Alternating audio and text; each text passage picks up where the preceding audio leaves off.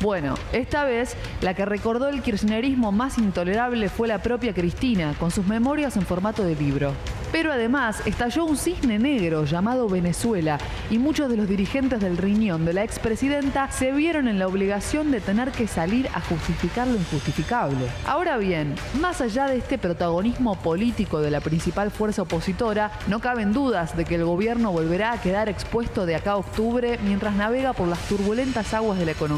Pero además deberá revisar su propia identidad política. ¿Cómo convencerá a los radicales para que se queden a su lado?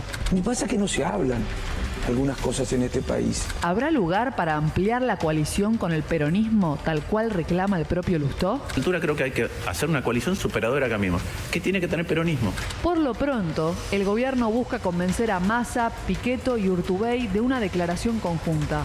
Es un paso, pero no responde exactamente las preguntas anteriores que podrían ser decisivas en una elección que se anticipa como muy pareja.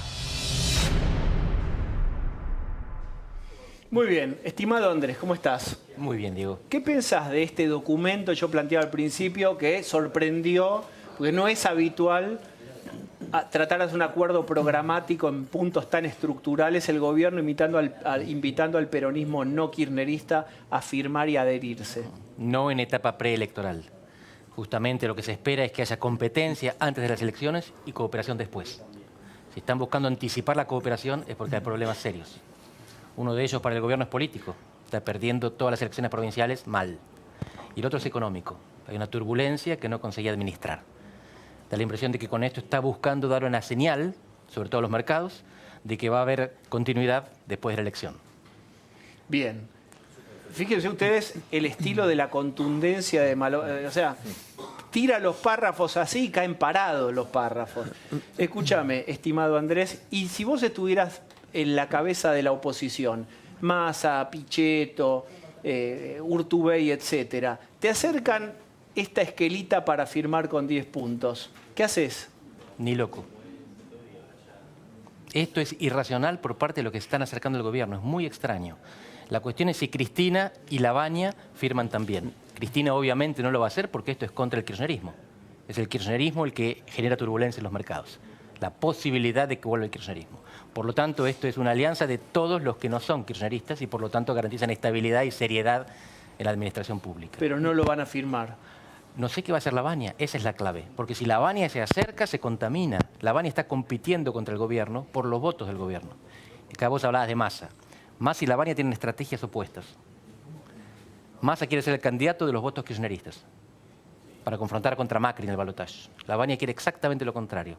Ser el representante de los votos cambiemitas para confrontar contra Cristina en el balotaje. Bien. Igual me parece que está dando vuelta el tema de no solamente este acuerdo que podría ser, como vos decís, una suerte de salvavidas en un momento turbulento y de precariedad para el gobierno, sino que esta idea viene flotando, ¿no? Lavagna la expone, el primero, decir, de ir a un consenso, lo llama consenso. Sí, pero Lavagna nunca dijo con el gobierno. No, siempre dijo que acá llegamos por el kirchnerismo y el gobierno. Claro, pero trata de hacer una alianza con el socialismo, con parte del radicalismo. Aparece Lustó. Lustó dice, sí, gobierno más oposición, ¿no? Y ahora el gobierno, que uno pensaba, y todos los analistas políticos en general estaban de acuerdo en que el mejor candidato para el gobierno es Cristina Kirchner. En este sentido parecería que le está tendiendo también una mano al peronismo más racional, digo, porque el peronismo y dejarla a Cristina aparte, ¿no? Aislada completamente, ¿no? En este sentido no sé si al gobierno le conviene que tenerla a Cristina justamente es dar temor, ¿no? Es decir, vótenme a mí porque si no viene el cuco, vuelve lo peor, vuelve el terror, ¿no? Que sería Cristina. Y le da ahí como una mano, le tiende al peronismo que podría ser más racional.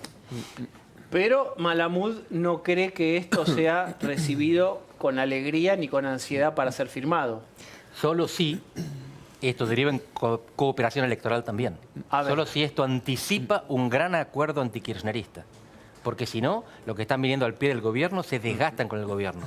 compran el desgaste del gobierno, le favorecen al gobierno, le generan una energía potencial que al gobierno le está faltando, pero eso es todo pérdida. Dicho de otro modo, yo te firmo y vos qué me das.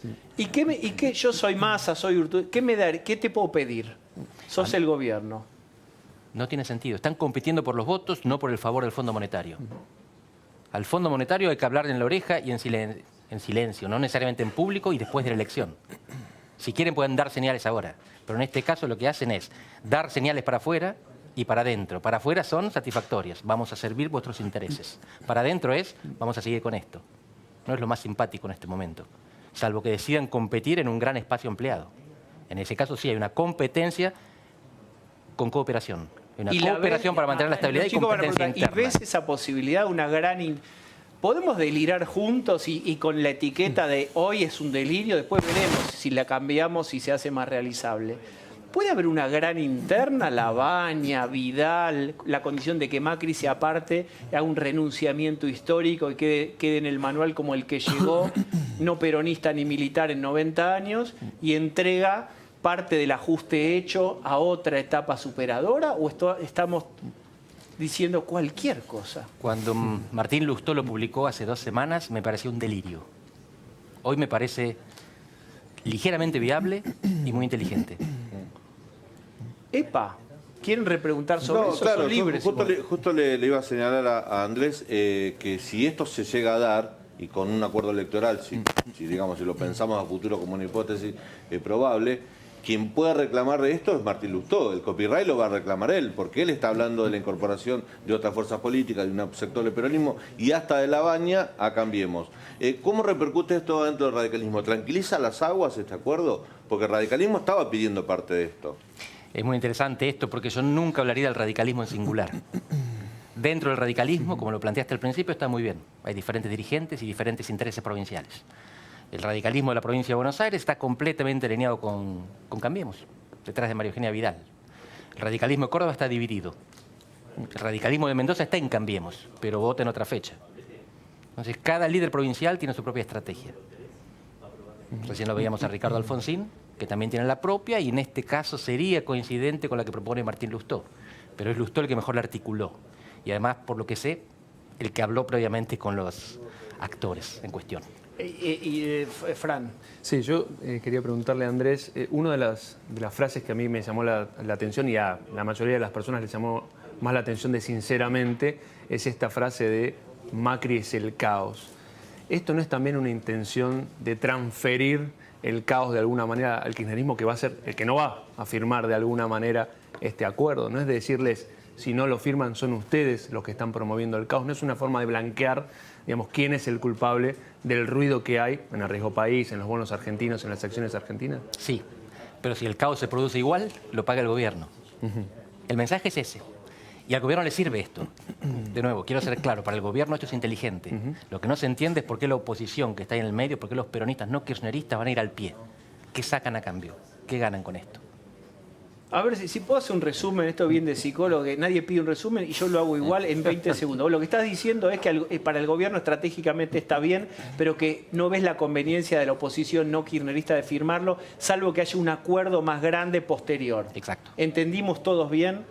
Bien, sigamos sobre eso, dale, o lo que quieras. El tema es que me parece que todos se están dando cuenta, el gobierno, la oposición y el kirchnerismo también, es que cada parte por sí misma no va a lograr mucho en una situación de la gravedad que estamos, ¿no? El gobierno ya tomó de su propia medicina, aun cuando ganó las elecciones intermedias, pero a duras penas pudo, de 3 reformas grandes que tenía, digamos, la reforma previsional sacó lo que pudo, con las 14 toneladas de piedras, y la laboral ni hablemos, ¿no?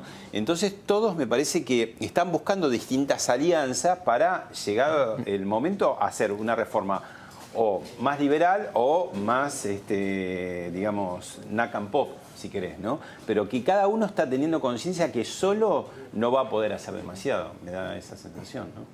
Las reformas se hacen después de las crisis. Se limpia toda la estantería con una gran explosión y después se construye de cero. Es muy difícil construir sobre los cimientos retorcidos de lo anterior. Me da la impresión de que el próximo año va a ser muy duro y el que gobierna va a tener que echarle la culpa a alguien. El que asuma va a querer que la explosión sea anterior. Esto es lo que hace el peronismo sistemáticamente, lo que hizo Guido Di Tella y Menem con Alfonsín, lo que le hicieron después al gobierno de la Alianza. Ellos quieren que la bomba explote ahora. Es racional lo que hace el kirchnerismo. No quieren que se explote a ellos. Para explicar la palabra racional ahí. Racional es hacer lo que creen que a ellos les conviene, y ellos creen que lo que a ellos les conviene es lo mejor para el país. Yo creo que ellos hacen lo que creen que es mejor para el país. O sea, No gobernar es una ellos. decisión impulsiva. No, es perfectamente racional. Cuando Máximo dice... Racional es ajustar medios a fines. Su fin es gobernar, porque creen que su gobierno es mejor para Argentina. Para gobernar en condiciones estables, necesitan que la bomba explote antes, y no a ellos. ¿El kirchnerismo necesita que la bomba explote ahora? Sí. ¿Qué sería una explosión? Un default suena demasiado grave. Una hiperinflación también. Pero que haya tal sacudida económica que el gobierno pierda las elecciones y sea responsabilizado por esa sacudida.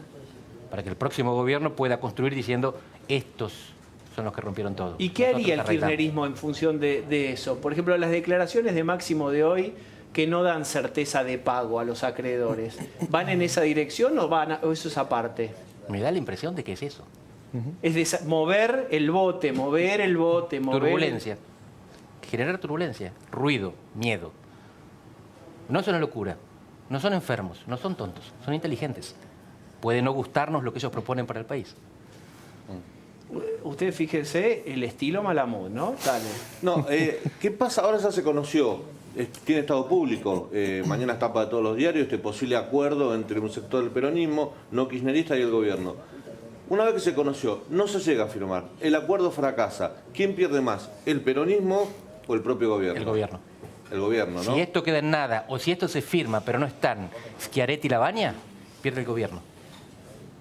Pero no puede obturar a los frigerios del mundo que dicen abrámonos al peronismo. ¿Ven frigerios del mundo que no hay apertura posible? Frigerio es peronista. Hay mucho peronismo dentro del gobierno. Peronista e insistidor, porque Estamos- estaba con este tema hace rato. Sí. Bueno, él y Monzó. Ellos desde el principio plantearon lo que Martín Lustó está tratando de articular ahora. Es algo que viene hace mucho tiempo dentro de Cambiemos y perdió la interna. Quedaron bastante raleados, porque Frigerio parece que está operando este documento, quizás sea su única chance de intentar algo por el estilo. Pero en realidad esto para el gobierno siempre fue plan D, la cuarta posibilidad, siempre tratando de evitar todo tipo de acuerdo con el peronismo y mantener la identidad, lo que recién decía. Sería la otra ala, ¿no? La de Marcos Peña y Durán Barba, que no consentían ningún tipo de acuerdo, ni de charla, ni de consenso. Hoy no los pondría tan juntos. Andrés, vos tenés una gran frase que es, no es distributivo el que quiere, sino el que puede. Explica eso porque vamos a pasar al modelo Portugal, que puede ser un poco abstracto, pero es la contrapropuesta a este modo, diría la oposición, sobre todo el kirchnerismo, de ajuste. ¿Qué es? ¿Es distribución el que quiere y no el que puede? Al revés. Hay estudios comparativos en América del Sur de las últimas décadas donde se muestra que para llegar al gobierno se puede ir por izquierda o por derecha. En América Latina a veces ganan unos y a veces otros. Pero solo se gobierna por la izquierda cuando hay dinero para distribuir. Si no, si se llega por la derecha, se gobierna por la derecha. Si se llega por la izquierda, depende. Menem llegó por la izquierda. No había dinero. Se cortó las gobernó la derecha. patillas. Fujimori lo mismo. Carlos Andrés Pérez en Venezuela, gobierno socialdemócrata en los 70, ajuste, Caracazo y represión en los 90. Y así podemos buscar uno detrás del otro. Bolivia, Sube Cristina Alan García. ahora. Tú, Cristi, ¿qué puede hacer? ¿Puede distribuir? Traicionar o fracasar. Traicionar es subir por izquierda y gobernar por derecha, y le puede ir bien. Y fracasar es que rompa la economía. Y ahí puede durar o no. Si dura es Maduro. Rompe la economía y sigue. Si no, es el típico presidente latinoamericano que rompe la economía y lo echan. Y la última chiquitita, ¿y vos qué crees que podría hacer? ¿A mí me preguntas? Sí, claro, vos tenés la bola de cristal de Portugal, ¿la compraste ahí? Creo que la apuesta de ellos es, como no quieren hacerse cargo del ajuste, esperan que reviente antes para después ellos subir con la ola de la expansión. Y Andrés, yendo específicamente a lo que fue Portugal, que hoy aparece como una especie de símbolo del no ajuste. En rigor, si uno mira, Portugal, creo que fue en 2011, recibió un crédito del Fondo Monetario casi de 90.000 millones de dólares, o sea, un crédito casi el doble de lo que recibió la Argentina, y después vienen 4 años de un ajuste feroz, ¿o no? O sea, no es un modelo de crecimiento con la plata del fondo. Pero le llaman el ajuste socialista. ajuste socialista, ajusta a la portuguesa.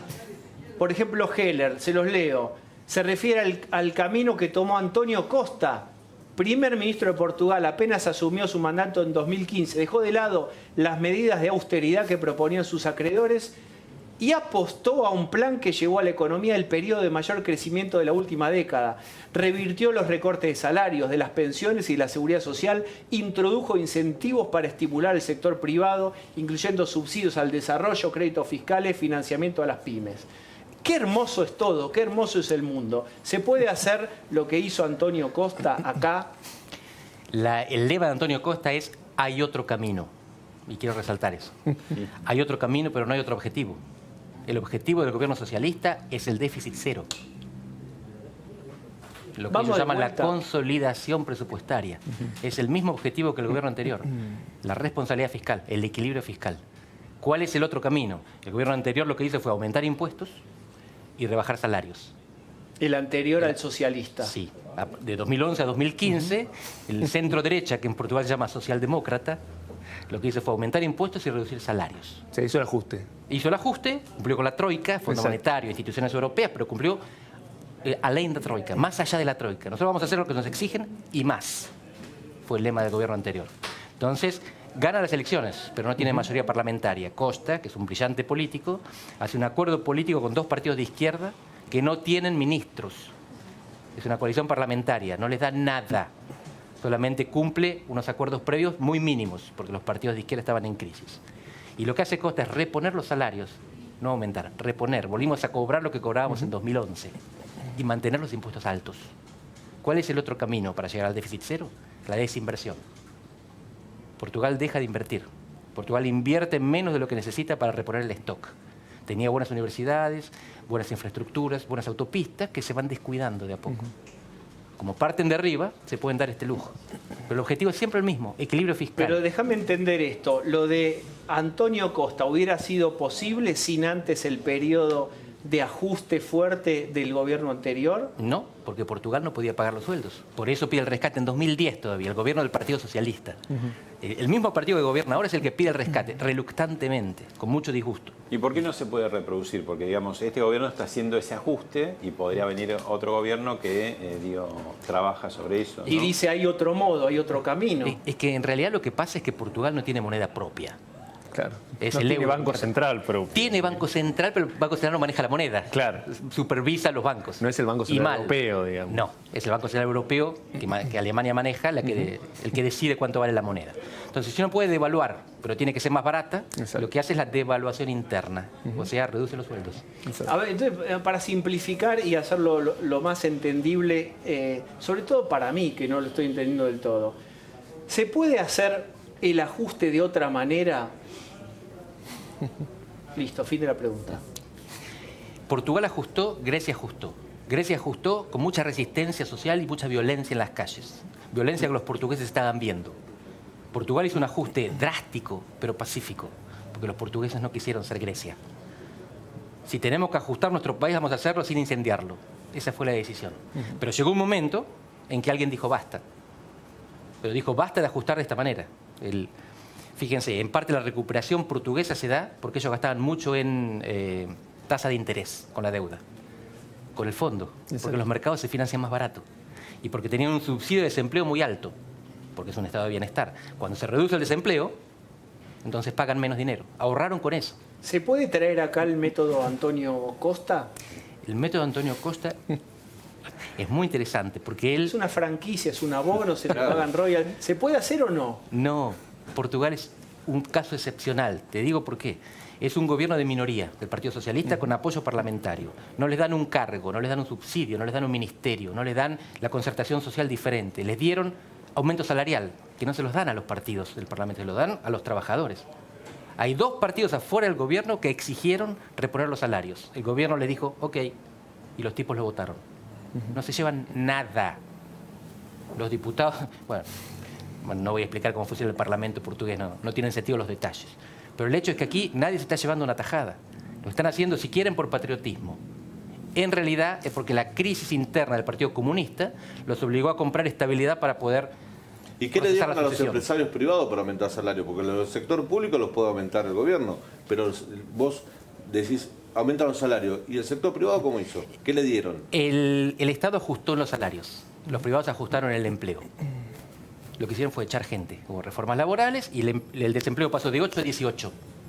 Ahora Pero es muy importante, Tanto porque hay Claro. referentes muy importantes de la oposición que están planteando el modelo portugués. Entonces esto valió que mucha gente te llamara a vos, que además de politólogo vivís ahí y lo conocés de primera mano. Entonces, ¿qué les dirías a aquellos economistas? Está ahí, bueno, no vamos a hacer nombres, pero todos los que vos sabés que ya enunciaron la posibilidad de la versión portuguesa del manejo de la economía. ¿Qué les dirías? Es maravilloso lo que pasó en Portugal. Un ajuste drástico y un desajuste pacífico. Es muy lindo. La cuestión es que pudieron hacerlo, primero porque ajustaron, segundo porque tuvieron las condiciones que les provee el sistema monetario europeo, tercero porque los pilares de la reconstrucción económica no fueron ninguno de los dos que se proponen acá. No fueron ni inversiones extranjeras que llegaron nuevas, lo que decía de las visas y las exenciones. Sí, son algunos ricachones, sobre todo chinos, que van y tienen una visa dorada por llevar $500.000 de euros. Pero no es eso lo que motoriza la economía. Es la exportación, porque los portugueses ya se habían preparado para que el mercado chico y turbulento no les permitiera vender adentro, entonces se enfocaron para afuera, y el turismo, provocado por la crisis del fracaso de las primaveras árabes. O sea, no se salió con desarrollo, que a todos nos encanta escuchar y pronunciar, salgamos con desarrollo. No salió Portugal con desarrollo. Las fábricas de autos ya estaban ahí, e incluso algunas cerraron, pero otras aumentaron la producción. Portugal produce unos 300.000 autos por año y Pero ahí casi sí todo- hay desarrollo entonces. Sí, pero no hay inversiones de afuera. Lo que hicieron fue producir más y está muy bien. Para Perdón, ¿y los exportar. sindicatos a todo esto qué dicen? El nivel de sindicalización en la península ibérica es relativamente bajo. Los sindicatos protestaron, se opusieron al gobierno anterior, uno más que el otro, y están mucho más contentos con este gobierno. Pelearon por un aumento del salario mínimo, un momentito, y por la reposición de los salarios y de los aguinaldos. En Portugal se cobran 14 salarios anuales. Y te traigo una más, que es el factor cultural. Vos mencionas un artículo de Guillermo O'Donnell, que es un politólogo muy importante, hizo escuela en Argentina, muy respetado, que escribió en el año 84 un artículo que yo no me animo a pronunciar el título, pero que nos da una pauta de qué se puede hacer en cada país según la cultura de cada país. Adelante, Malamud. ¿Cómo se llama el artículo? En realidad, la versión que está publicada, la que debes haber leído, es "y a mí, ¿qué me importa?". Y sacó la palabrita A mí molesta. que me importa y a mí que me importa. Explica por qué, porque es muy fuerte eso. Guillermo O'Donnell, que fue el mayor politólogo argentino, vivió durante un tiempo exiliado en Brasil. Y él le responde a Roberto da Mata, que tiene un antropólogo, donde explica la famosa frase: ¿usted sabe con quién está hablando?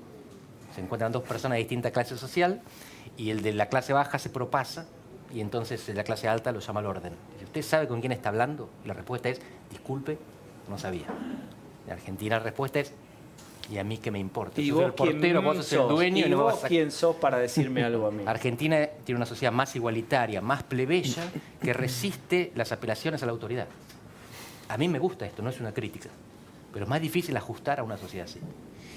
Señores, ¿qué les parece hasta acá Andrés Malamud? Y como él dice, lo de Portugal no fue magia, claramente. Hubo un ajuste importante y vale remarcar lo que él dice, con lo que Andrés dice, vinculado a la inexistencia, digamos, de una moneda propia y de un banco central que controle eso. Porque en la Argentina nos hemos acostumbrado a bajar el gasto público licuándolo con inflación.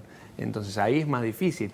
En Portugal vos tenías que echar gente, tenías que bajar gastos. No podías emitir, aumentar el gasto, aumentar la inflación y bajarlo de largo plazo así, lo que nos lleva a nosotros a estas crisis recurrentes, y es la salida fácil para la Argentina muchas veces, digamos, emitir, generar inflación y no reducir el gasto, ¿no? Bien, Sí, Santa yo Cruz. soy de leer Twitter mientras están los invitados para ver qué comentan los televidentes. Y la verdad que la mayoría de los televidentes que se manifiestan como votantes de Cambiemos dicen que no quieren saber nada, por lo menos en Twitter, que ¿Con ponen Portugal? acuerdo entre Cambiemos, el gobierno y este sector del peronismo. pierde, cambiemos tropa propia. Identidad y votantes. Identidad se hace este acuerdo. Si se flexibiliza, se elonga. No, está bien, voy al peronismo. Porque Lo necesitamos, acordamos ¿Qué con pasa este peronismo, con eso? pero hay gente que vota, Cambiemos y dice, no queremos eso. Irrita, Irrita. pero si consigue parar la turbulencia de los mercados, gana. Porque esos irritados, ¿a quién van a votar? Claro, el votante gorila de Cambiemos está muy enojado de que Cambiemos se junte con el peronismo. Pero no va a votar a estos peronistas que se acercan a Cambiemos, porque para eso vota Cambiemos, y no va a votar a Cristina. Así que el gobierno puede pagar con irritación para conseguir estabilidad. Por parte del gobierno no me parece un error. No estoy seguro de que consiga el objetivo. Bien, escuchen esa última frase, no está seguro que eso lo consiga. Vamos a acercarnos a hacer una especie de tomografía al cerebro de Marcos Peña y al corazón de Marcos Peña. Entonces lo estamos examinando ahí, sus latidos. ¿Qué le pasa a un Marcos Peña que es como el reservorio de la identidad del gobierno cuando todo el mundo habla de esto? Yo le preguntaría a un psicólogo. ¿Y qué pensás vos? Porque no sé si hablas con él, pero tenés relaciones, gente que lo conoce, no sé. Yo soy más politólogo que psicólogo. Me da la impresión de que él preferiría reforzar la identidad, ratificar el rumbo. La ortodoxia, la pureza, digamos. Sí, identidad por sobre intereses, identidad por sobre negociación, por sobre compromiso. Él parte de la base, él cree que la sociedad cambió y que por lo tanto Cambiemos representa ese cambio y no tiene sentido traicionarlo. Yo soy más escéptico respecto a ese diagnóstico que él tiene de la sociedad. Yo creo que Argentina no cambió tanto. Fíjense ustedes que estamos como en un punto interesante. O sea, vos, acá te damos, Marcos, unos números nuevos, no dan bien o empeoraron. ¿Lo modificarías a Marcos o a Durán Barba? No sé, Durán Barba, si pesa ahí. ¿Lo modificás, torcería, ablandaría hacia otro lugar o se repliega sobre sus creencias? A esta altura yo creo que Marcos gana o pierde. No se va a replegar. Si gana, si le sale bien y Macri es reelecto, todos los laureles le corresponden. Si no, muere en la suya, sus botas ideológicas puestas. Ahora, perdón, pierde identidad siempre y cuando esto sea un acuerdo no solamente programático o político, sino electoral. Claro. Sí, o sea, que es parte del quid pro quo que vos decías, tiene que haber con aquellos actores de la oposición a los que vos sentarías en la mesa a firmar esto. Yo creo que al gobierno le sirve en cualquier caso esto, porque si le sirve para hundir a los que se le acercan, objetivo logrado. Claro. Vuelven a competir solo ellos contra Cristina. Para el gobierno es racional, Cristina es racional. No entiendo los peronistas no kirchneristas. ¿No los entendés? Todavía no. ¿Por qué? Porque pierden. Que sacan a si cambio. esto es todo, pierden. Pero si vos hay lo más planteás, que esto, lo planteás desde un punto de vista de conveniencia. También podría ser sincero, digamos. Vos sacaste la palabra en un momento cuando hablaste de Portugal de patriotismo. No sé si es muy grande la palabra, pero digo, también podría ser un acuerdo sincero, decir, bueno, sí, nos tenemos que juntar a hablar, porque digo, estuvimos con la grieta, con el problema de la grieta, bueno, nos juntamos y por ahí hay un plan. ¿Vos no crees eso? ¿Crees que esto es más cínico? Después de las elecciones creo en el patriotismo. Antes no. Antes no. Mempo Giardinelli, vamos yendo y en estos minutos finales, dijo lo que ustedes vieron al principio del programa, le dijimos, la propuesta es eliminar la justicia. ¿Se acuerdan el plan de democratizar la justicia, esa propuesta? Bueno, tachen con liquid paper democratizar y pongan ahora eliminar. Esta es una mirada, digamos. No lo dijo Cristina, no lo dijo Máximo, lo dijo Mempo. Hasta ahora nadie dijo, hey, Mempo, no estamos de acuerdo con vos. ¿Cuánta viabilidad le das al curso de estas ideas más radicalizadas para dentro del núcleo del kirchnerismo? Sería terrible que Cristina gane las elecciones y trate de meter un par de jueces sin pasar por el Senado. ¿Cómo? Decirlo de vuelta. Sería terrible que Cristina gane las elecciones y trate de designar jueces sin pasar por el Senado. Como hizo el actual presidente. No sería tan terrible. O sea, lo puede hacer. Ya lo hizo el actual presidente. Y hay plafones, las preguntas increíbles, como si él supiera todo. Ahora sí, tenés que saber todo. ¿La sociedad argentina aceptaría una justicia popular, por ejemplo? No, y creo que el kirchnerismo tampoco. No me parece que Mempo sea representativo del sector que gobernaría si Cristina ganara las elecciones. No estoy diciendo que van a ser súper sensatos y moderados. Y Bueno, tenemos- pero el intendente, ojo, de San Antonio de Areco, Sí. Durañona, está en la misma línea, digo, o sea, esto no es casual. Los dejan correr, nadie les dice, che, Es como acá carta abierta. bozal mediático para Durañona, Es como Perón. Perón en Madrid hacía eso, los deja correr a todos. Y después cuando gobierna, se sube al caballo. Pero también por un lado. sucedía cuando gobernaba Cristina con carta abierta, que decían, opinaban, algunas parecían barbaridades, pero nadie les decía al gobierno no. ¿Sí? Y los Bien. proyectos de democratización de la justicia tuvieron que ser declarados Y inconstitucionales. en ¿no? este mismo Claramente. gobierno está Frigerio por un lado y está Lilita y Fernando Iglesias por otro. Cada gobierno tiene alas y las alas le sirven. La última es el lugar común de los lugares comunes. Cuando el gobierno dice somos nosotros o el espejo de Venezuela, ¿seríamos Venezuela si asumiera un gobierno en una nueva versión kirchnerista? Venezuela es un país autocrático y quebrado. Autocrático en lo político, no es una democracia, quebrado en lo económico. Sería más difícil quebrar Argentina, no porque esté próspera y resplandeciente, pero en principio tiene una economía mucho más diversificada y los medios de producción y los recursos naturales están en manos privadas, por el lado de la economía. Por el lado de la política no tiene fuerzas armadas. Argentina no podría ser nunca un régimen militar, porque no tiene militares para gobernar.